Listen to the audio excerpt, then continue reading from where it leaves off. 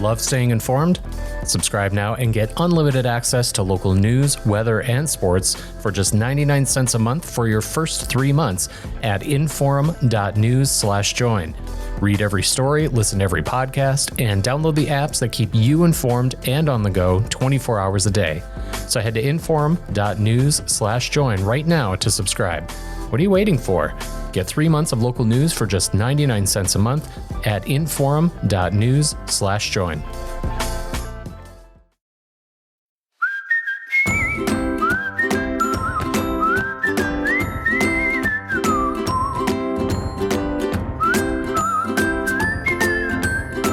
Welcome to Plain Talk, and I'm going to start this interview with an anecdote from my early days of blogging, which began in 2003. Super Bowl 38, 2004, I'd been blogging for about a year.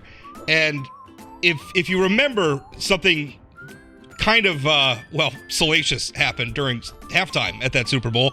There was a wardrobe malfunction. In fact, I believe that was the incident that brought wardrobe malfunction into our national lexicon.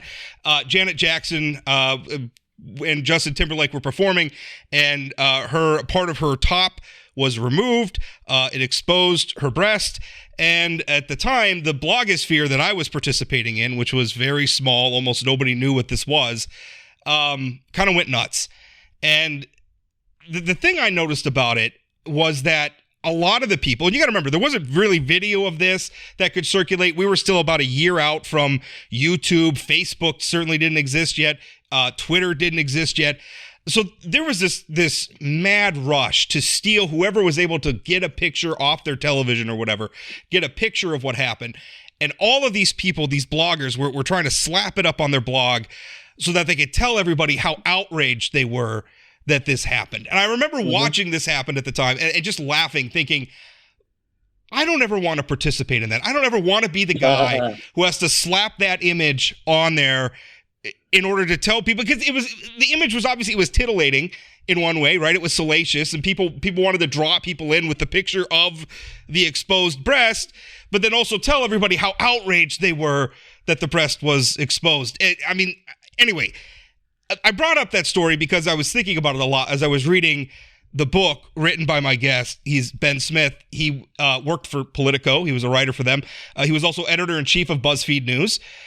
He was a media columnist for the New York Times. He now works at a publication called Semaphore, which, by the way, is great. I'm a subscriber.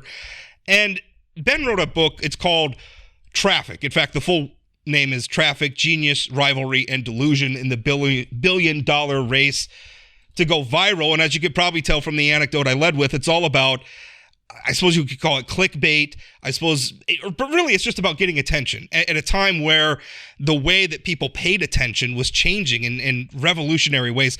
It's a great read. It's got all sorts of stuff in it. It's got Gawker. It's got Andrew Breitbart. It's got the Drudge Report. It's got the Huffington Post. It's kind of a history of how the incentives in news media changed very rapidly over about a 2-decade period. Just so happens to be the 2 decades that I started in this business up till now. Ben, thank you so much for coming on a Podunk local podcast to talk about your book. Hey, thanks for having me. Thanks for reaching out. Yeah, for sure. So tell us about this book. Why did you want to write this? So like you, I kind of lived through this period. I was a Podunk local blogger in New York in the by the way, Podunk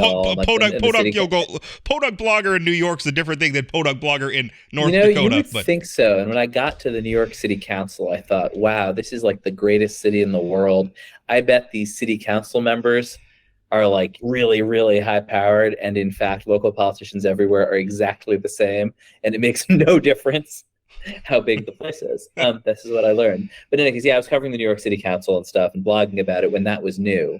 And was sort of aware of this parallel scene in downtown Manhattan, a few blocks from where I was working, really, of Gawker and Huffington Post and these new media places, and was a little jealous of it. I was not invited to these parties, and then went to Politico, and in 2012 went to BuzzFeed, and everybody at BuzzFeed told me that before I got to BuzzFeed and ruined all the fun, it had been super fun, and then lived through this 8 years at BuzzFeed, got to the New York Times in 2020, and was just like, what happened? What was that? and I think took the opportunity of the last few years to really kind of go back and try to tell the origin story of this particular moment. What really fascinated me is how much of the story was driven by perverse incentives. And sort of the idealized world, we like to imagine that the public is hungry for truth. And in a lot of ways, what the internet has shown us is that the public, and let's be honest, this truth existed long before the internet, but the internet created inputs and incentives that made it perhaps more true than ever before, that what the public really wants are comforting lies and salacious gossip. I mean, that seems to be driving a lot of it, which is why it's kind of interesting that Gawker was such a big part of the story. Talk to us, to me, that was the most interesting thing, because I'm reading this book and trying also to put it in context of what we're living through right now with the Trump era and all that. Connect the dots for me. I mean, I think, it's so hard to get your head back to that moment on the internet in the early aughts, but and I think particularly if we're talking about politics, which, I'm a political reporter, basically, one of the things about it that you sort of have to remember is that the internet was just presumptively left-wing. Like, the internet politics was progressive politics. Yes, was liberal. I remember, yeah. And Huffington Post had been founded in part to get Barack Obama elected, or to get a Democrat elected, and then supported Obama, and Facebook actually in particular was seen as a left-wing institution. Obama visited in 2011 Facebook headquarters. It didn't have to say like, I'm here because you're Democrats. It was like visiting Madison, Wisconsin or something. Like, it's where the college kids are, and so. Yeah, and I think one of the sort of, to me, most interesting things about going back to that period and then realizing that, like, and all these people who thought really the sort of apogee of this kind of new digital politics was the election of Barack Obama, and then really seeing the people who really made the most of these new forces and these new ways of doing media would ultimately be this new right, and would be Donald Trump and the Trump campaign and people like him all over the world, for whom the kind of ways of thinking about traffic and of following traffic, chasing traffic, and also the ways in which Facebook had constructed itself were sort of perfectly suited for this new right-wing populist politics. And in some sense, the sort of culmination of the whole era then is the election of Donald Trump in 2016.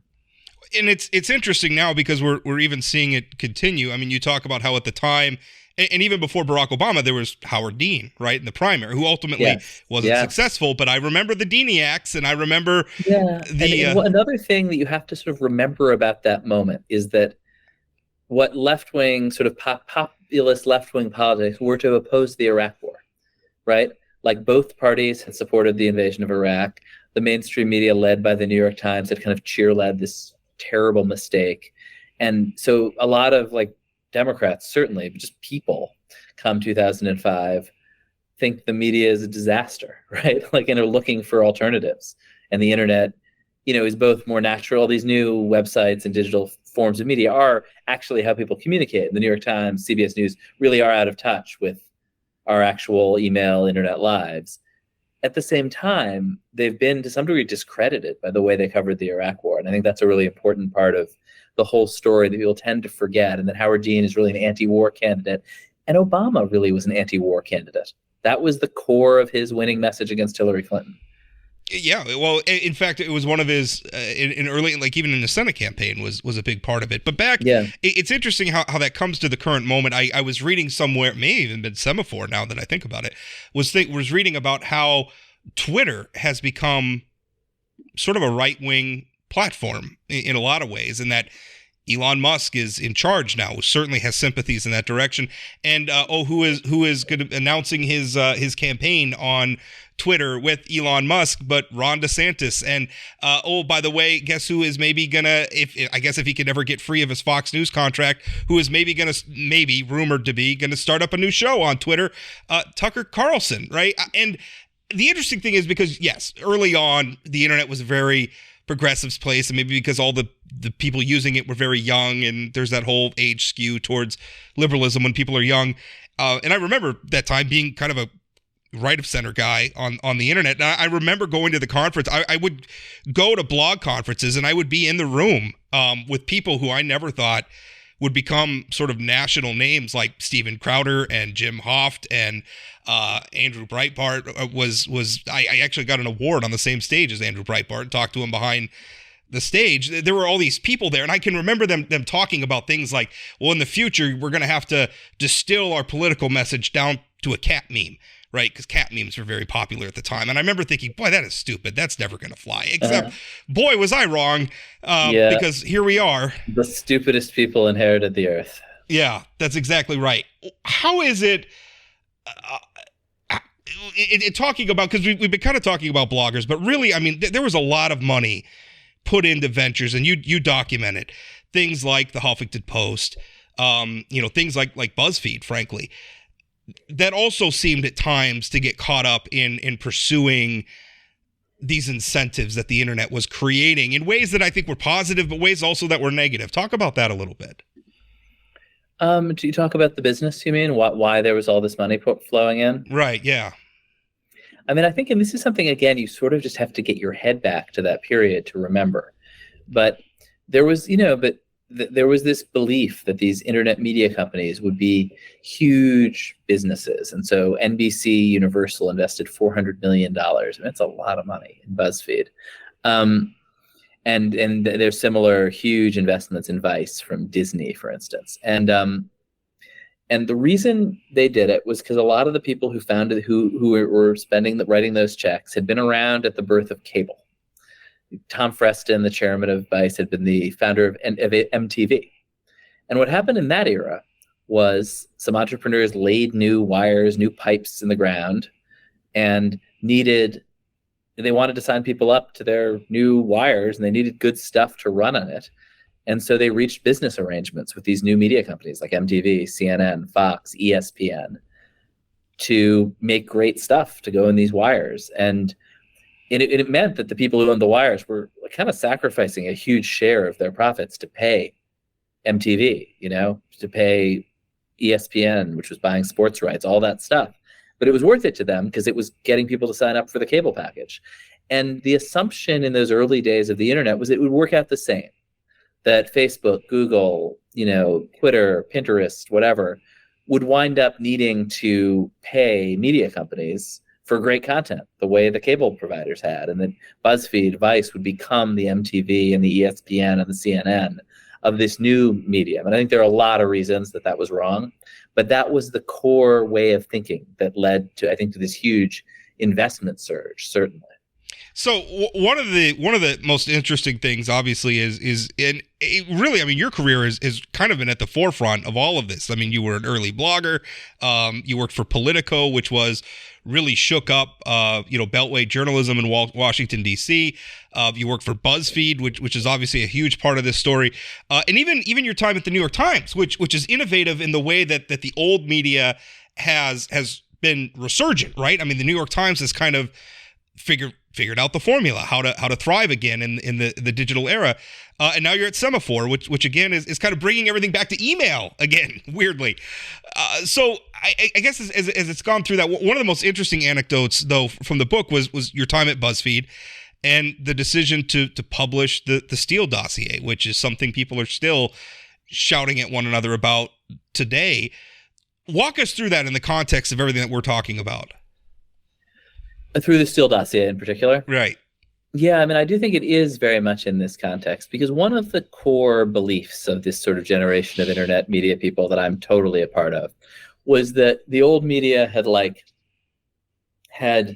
this impulse to, be not just an impulse, they were gatekeepers. And it wasn't that they, it wasn't gatekeepers in a negative or positive sense. It's just that if you didn't own a broadcast tower or a printing press, you couldn't there was no way for you to give information to millions of people or hundreds of thousands of people, even thousands of people. You could tell like one person. And the beauty of this new medium was that it swept away the gatekeepers. They couldn't really keep the gates anymore. The audience was seeing the same things you were, and in your job as a journalist became to sort of help people, steer people through this chaotic mess of information, rather than decide what they should be permitted to see and not see. And that kind of appeals to me. Like, I don't think journalists have some special magic skills. I don't think a doctor, a teacher, a construction worker is going to be unable to process information any better than I can. And so we, and so that's sort of the context. That's my philosophy, my sort of approach, and where I'm probably still coming from. And then the dossier was a very weird special case, right? It was this document that had been presented to journalists and to a lot of other people in Washington by this opposition research firm.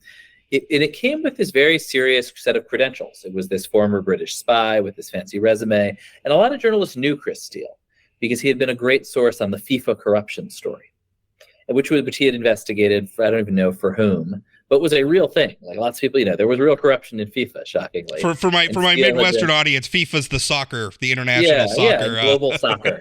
For everyone's surprised to know there's some corruption there. Yeah. And journalists had gotten to know Steele as like a real source. So this thing was like very hot, seemed very credible, was made insane allegations, right, about Trump. But by, come the end of 2016, everybody in Washington knows about it. Harry Reid has actually written an open letter to James Comey saying you should disclose this. If you look at how people like John McCain are acting, it's hard to explain except that they have seen this document. Everyone in Washington is talking about it. But all the allegations are unverified. And so journalists who had it, and we got a copy through a sort of side door in December, sent a reporter to Moscow, sent a reporter to Prague, trying to stand up or knock down these allegations, which are so salacious and crazy and intense. And you would never just publish it in the situation I described. But it's becoming a hard thing to deal with because you want to write a story about why John McCain hates Donald Trump and is trying to undermine him. And you can't mention that there's a secret document, but that's the actual reason. So it's a complicated journalistic situation already. And then CNN reports that the documents have been briefed to not one, but two presidents, to Donald Trump, to Barack Obama, and CNN also reports that these are documents that are coming from a credible source, and they say the president of the United States has been compromised by the Russians. That's a lot. That's a complicated situation where, in some sense, CNN is saying, I hold in my hand a list of 100 suspected communists, but you, Rob, can't see it. It would burn your eyes out. Right. And so my judgment then was, at that point, you got to publish it. It's untenable to wave it around, say it's credible, say it says the president's been compromised. You can't not publish. At that point, you sort of have to give people something to weigh. You can't just say there's this secret credible document that says the president's a Russian spy. What was really interesting in the book is that you clearly, and if I sound defensive, I'm a little defensive. Yeah, you clearly acknowledge and write at length about how it wasn't an unvarnished good. Because putting it out there also allowed it to be used in other contexts, although BuzzFeed didn't necessarily. BuzzFeed's saying, hey, here's this document that everybody's talking about, right? Like, CNN opened the door. These other sources opened the door. Everybody knows that this document exists. Why can't the public look at the document? And I would argue, because I think I have the same approach to this that you do, I would argue, if the public, is it worse that the public never gets to see the document? What sort of conspiracy theories would we be living with if everybody knew there was this document that everybody was talking about and that everybody was hopped up about, and it never got published to the public? I mean, I don't know that that's a good thing either. But it's really interesting that you go through and you published it, and I'm assuming you stand by that decision, but also it was in the environment that it was published in, it kind of took off, right? It went viral. Yeah, and this is the part where I thought, wow, you know what? People, like the thing I just said before, like smart people will read our caveat that says this is unverified, and they'll weigh it. And they'll say, well, I know, this is better I know than I don't, but I realize these are unverified allegations. I mean, that was totally unrealistic of us. And in fact, it went wildly viral. It became a symbol. Nobody really was able to hold in their heads, well, these are weird unverified claims. It became kind of a symbol to people who hated Trump of like, this is it. This is the smoking gun, which it was not. And also the symbol to people who like Trump of, well, of course, the media is trying to smear him. And, look at this wild tale that they're making up. Look at how uncredible they are when they talk about our man, Donald Trump. I mean, it became sort of this Rorschach test for however you felt about Donald Trump. That's how you perceive the publishing of the documents. And it's really interesting too when you're talking about. So it shifted when we published it. I think people on the left thought, "Wow, this is great and heroic," and people on the right thought, "You're trying to destroy the country." And now I think people on the right think, "Thank God somebody published that so it could be discredited," and people on the left think that it set a unrealistically high standard for what needed to be proven that Trump was bad. The sort of transgressions, right? Like it kind of minimized his other transgressions, being like, well, he wasn't peeing on anybody, so I guess exactly. I guess the Stormy Daniels thing is okay. I don't know. It's weird. I in my own experience, coming up as kind of an internet journalist, and obviously in North Dakota, I did the same thing, and I remember the blowback I used to get because when I would write about a public document, a police report or something, I would put the PDF in the post, and I remember being shocked at how revolutionary people, or how provocative people thought that was, because all of a sudden all this information is the police report, like they just download the police report, and it's not sort of just me writing about it and recharacterizing it. I mean, that was kind of this decision or this attitude where we're not just going to tell the people what's in the documents, we're going to also show them the documents, right? I mean, when the Washington Post, famously published the Pentagon Papers, you couldn't just download the Pentagon Papers from the paper you were reading. Right. Most of the people didn't read them. They had to, of course, sort of rely on how the Washington Post is reporting them and characterizing them. So even that was kind of a revolutionary act, and that's one thing I guess I really liked about your book, is it caused me to go back and think about how quickly all of this changed. To take a look at the media going, in the context of where we've been towards where we're going. And again, you look at publications like I would say the Wall Street Journal is another good example. The New York Times is an example. Some of these publications starting to figure it out. These legacy, formerly print first publications figuring out the digital age. Is that going to tamp down some of the excesses that we're seeing on the internet, or is the worst yet to come? I think the last moment of sort of this kind of this chase of traffic and virality and everyone talking to everybody else on these huge platforms at the same time is kind of ending. Facebook isn't really a place where people look at news anymore or share news. Twitter is morphing into a different kind of thing that's relevant, super relevant inside Republican politics, certainly, but no longer like the central place that news happens. And I think there's lots of other competing parallel things happening all over. There's podcasts like this, there's newsletters, there's things that are not so visible to each other. And I think it's basically the whole sort of media space is really fragmenting. The most interesting stat I saw recently, if you ask people what their favorite podcast is, not everybody has a favorite podcast.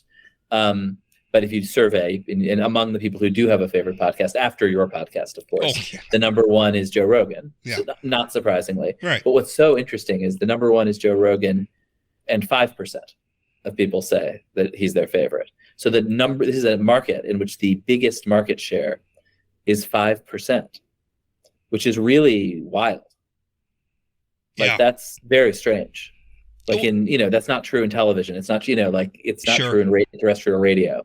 The biggest market share can be 20 or 30 or 40. So it's a world that's much, much, much more splintered. Do you think that's a good thing? Because I was reading too about, Fox News is obviously having a tough time now that they're in a feud. They got rid of their ratings leader. Now they're in a feud with them. Their sort of right-wing competitors, Newsmax and others are seeing ratings bumps and kind of eating up some of their audience. But overall, also if you look at CNN's struggling. I mean, but for the big bump they had during the Trump town hall, their ratings have really slid. And people seem to be moving away from cable news in general. I mean, everybody's talking about, Tucker Carlson averaged 3.2 million viewers a night. Bill O'Reilly, his predecessor, averaged 4. So it's declining. That's declining. Do you think that fragmentation, though, is a good thing? Because in some ways, I think it is. But in other ways, it's like I worry that it's going to make it even harder for us to understand each other. I think I think those can both be true. Like maybe we're all understanding each other a little too well right now. I don't know. It just doesn't seem like these huge centralized conversations on Twitter, which have the illusion of being kind of open, and you do see points of view of people who disagree with you, in fact, are like machines for taking the most offensive version of an idea that somebody you don't like has and like showing it to you 1,000 times and like kind of creating and amplifying straw man. Like the nipple from the Super Bowl, right? Yeah, but like no, like the Libs of TikTok stuff. It's like you could have like happily lived your life without knowing that some teacher in Santa Cruz is insane. Right. You know what I mean? But like social media is so good, or like at finding the Naziest Nazi in like northwestern Idaho and showing them to every liberal in America. Like it's like, so I don't know. That's, I guess, so I think that I think people are not wrong to be retreating to saner spaces. But on the other hand, I think as it gets a little bit smaller, I like that, like a good reporter who could start like a Substack or start a newsletter or something, could sort of, some of those incentives are removed. I would like to think that if they could sort of build their subscriber base and build it around, these are people that trust me, that I'm giving them good information, that might be a healthier thing. Although some of the people start Substacks are crazy people selling crazy to other crazy people, and that's not good either. But I don't know how we put the toothpaste back in the tube. Ben, I really appreciate you coming on. Anything else to add and close? That everybody should read Semaphore, my new the place which we are solving all these issues, and I hope your audience will check it out, semaphore.com. Well, for some newsletters. Like I said, I'm a subscriber. I really like it. And the book, of course, is Traffic, Genius, Rivalry, and Delusion in the $1 billion race to go viral. And again, it's got all sorts of cool stuff. Like, you ever wonder where the Drudge Report came from? It's got some of that. It's got Andrew Breitbart. It's got kind of the history of the Huffington Post. It's got the whole Gawker, Hulk Hogan, salacious fight that was that terrible, sad situation. Yeah. It was a really good read. I really enjoyed it. I'll have a link, of course, in the description of the podcast, or you could just find it at, I'm sure, your local bookseller. Ben, thanks for your time. Thank you.